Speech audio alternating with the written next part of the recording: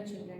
இன்னைக்கு நம்ம என்ன டாபிக் பார்க்க போறோம் அப்படின்னா டிஸ்பிளேஸ்மெண்ட் ரியாக்ஷன்னா என்னன்னு பார்க்க போறோம். லாஸ்ட் வீடியோலயே மெட்டல் ரியாக்டிவ் சீரிஸ் பார்த்தோம். அதை பேஸ் பண்ணி தான் இங்க டிஸ்பிளேஸ்மெண்ட் ரியாக்ஷன்னா என்னன்னு பார்க்க போறோம். So what is displacement reaction na chemical reaction in which a more reactive element in a compound displaces a less reactive element in a compound from its compound are called displacement reaction. So less reactive element என்ன பண்ணும் அப்படின்னா more reactive element ஈஸியா displace பண்ணிடும். So யார் ரொம்ப ஸ்ட்ராங்காக இருக்காங்களோ அவங்க தான் என்ன பண்ணுவாங்க, ரொம்ப வீக்காக இருக்காங்களோ ஈஸியாக அந்த இடத்துல இருந்து தூக்கிடுவாங்க. அதே கான்செப்ட் தான்.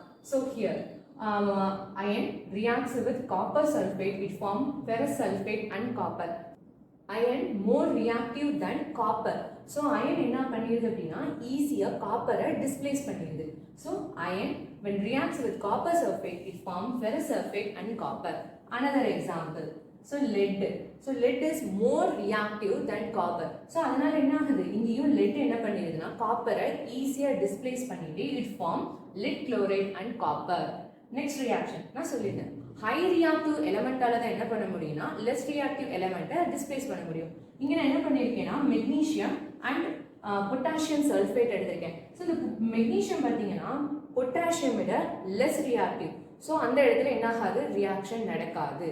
Okay, thank you children.